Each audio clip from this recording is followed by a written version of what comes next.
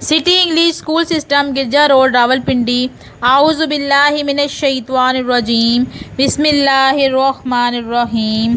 रब्बी इश्रह ली सदरी व यस्सिर ली अमरी वहलुल उक़दतम मिन लिसानी यफ़क़हू क़ौली। रब्बी ज़िदनी इल्मा, रब्बी ज़िदनी इल्मा, रब्बी ज़िदनी इल्मा। आमीन।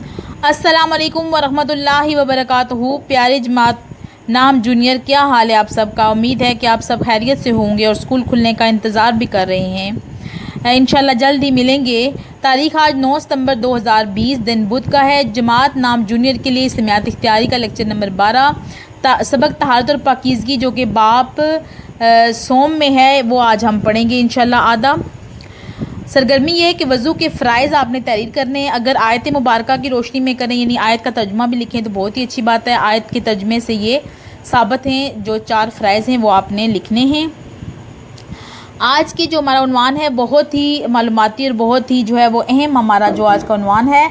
इसमें हम तहारत के लुग़वी और इस्तिलाही मायने पढ़ेंगे, उसके अलावा शरीफ मायने भी पढ़ेंगे और कुरान मजीद की रोशनी में और हदीस की रोशनी में तहारत की क्या अहमियत है वो पढ़ेंगे। तहारत के 2 जुज़ हैं, वज़ू और गुस्ल, उनके बारे में मुख्तसरन पढ़ेंगे और तहारत की इक़साम इंशाल्लाह अगले लेक्चर में मैं आपको पढ़ाऊँगी। तो आपकी किताब पर तो सिर्फ तहारत की इक़साम है, लेकिन कुछ मैंने हेडिंग आपके लिए बनाई हैं, वो आपने शामिल कर। इस्लामियात इख्तियारी की किताब के सफ़ा नंबर 59 पर आपका ये उन्वान मौजूद है, तहारत और पाकीज़गी। लेकिन यहाँ पे जो है वो इसकी इक़साम दी गई है। मैं ऊपर से कुछ आपको मज़ीद हेडिंग जो है वो लिखवाना चाहती हूँ, ताकि आपका जो तफसीली सवाल है वो बहुत अच्छा तैयार हो जाए। सबसे पहले आप इसमें लिखेंगे तहारत के लुग़वी मायने। लुगत के एतबार से तहारत से मुराद पाकी, सफ़ाई, पाकीज़गी वगैरह है। और तहारत के शरई मानी से मुराद ये है कि शरीयत ने जो असूल बताए हैं उसके मुताबिक तहारत हासिल करना, यानी अगर वज़ू है तो उसके फ़राइज़ और सुन्नतों का ख्याल रखना, मकरूहात और नवाक़िस वगैरह का, और अगर गुस्ल है तो उसके फ़राइज़ और सुन्नत तरीक़े का ख्याल रखना। और अगर हम शरई असूलों के मुताबिक तहारत नहीं हासिल करेंगे तो हमारी इबादत कबूल नहीं होंगी। फिर तहारत कुरान की रोशनी में, तो इसमें कुरान की कुछ आयात शामिल करें।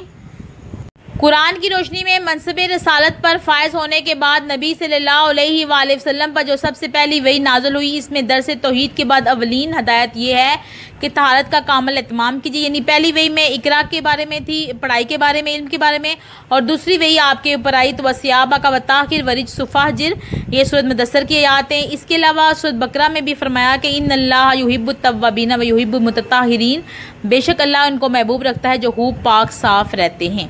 तो ये 2 आयात आपके मैंने सामने रख दी, तहारत के वाले से इनको शामिल कर लें। हदीस की रोशनी में रसूलुल्लाह सल्लल्लाहु अलैहि वसल्लम तहारत और पाकीज़गी की बेनज़ीर मिसाल थे। हजूर ने अपनी उम्मत को भी तहारत की इंतहाई ताकीद फरमाई। चुनाचे इरशाद होता है तहारत आधा ईमान है, अत्तहूर शत्रुल ईमान। एक मकाम पर फरमाया इस्लाम की बुनियाद नफासत और पाकीज़गी पर है। एक हदीस में इरशाद होता है कि खुशबू लगाना और मसवाक करना अम्बिया की सुन्नत है। फिर इरशाद होता है कि जो नमाज मसवाक करके पढ़ी जाए वो इन 70 नमाज़ों से बेहतर है जो मसवाक किए बगैर पढ़ी जाए। तो मसवाक करना भी तहारत की एक अलामत है। एक हदीस में फरमाया कि खुदा बगैर पाकीज़गी के नमाज कबूल नहीं करता।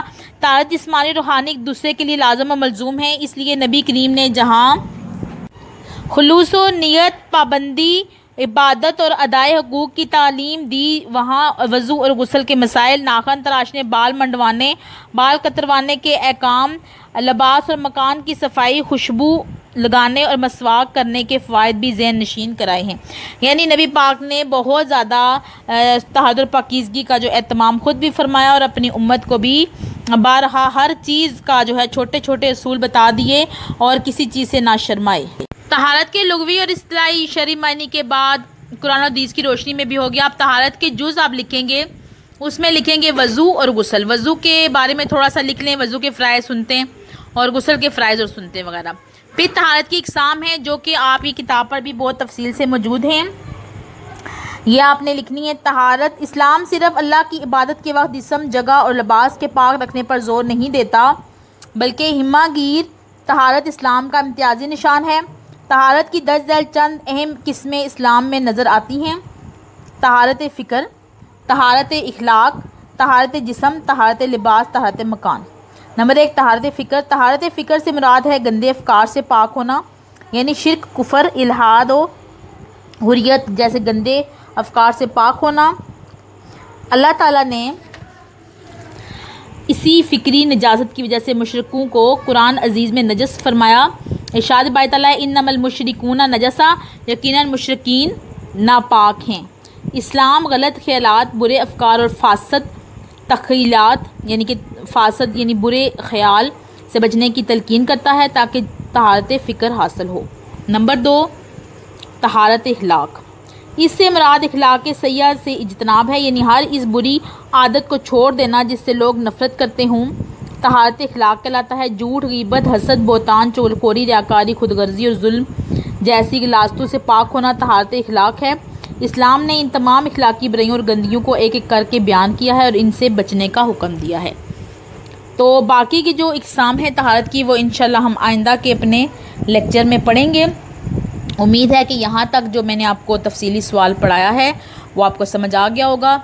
जब भी किसी भी उन्वान पर आप तफसीली सवाल लिखते हैं तो उसके लुग़वी और इस्तिलाही मायने तो लिखते ही हैं, उसके साथ कुरान की रोशनी में, हदीस की रोशनी में एक एक या दो दो आयात और हदीसें अगर आप उसमें शामिल कर लें तो बहुत अच्छा आपका तफसीली जवाब बन जाएगा। उसके बाद तहारत के मैंने जुज़ आपको बताया, वज़ू, गुस्ल और फिर तहारत की इक़साम जो कि किताब पर भी मौजूद हैं। डायरी देख लें। तहारत और पाकीज़गी आधा याद करके आपने खुशखत लिखना है। जितना मैंने आपको बताया है वो आपने हेडिंग के साथ ऐसे ही लिखना है। मुझे उम्मीद है कि आप ये हेडिंग नोट कर लेंगे ताकि आइंदा आपको कोई परेशानी ना हो। सब बच्चे मिलकर दुआ पढ़ लें। सुब्हानकल्लाहुम्मा व बिहम्दिका अशहदु अल्ला इलाहा इल्ला अंता अस्तगफिरुका व अतूबु इलैका। दुआओं में हमेशा याद रखा करें। अपनी टीचर महमुज़मा खालिद को अब इजाज़त दीजिए। अल्लाह हाफिज़। अल्लाह नेकेबान।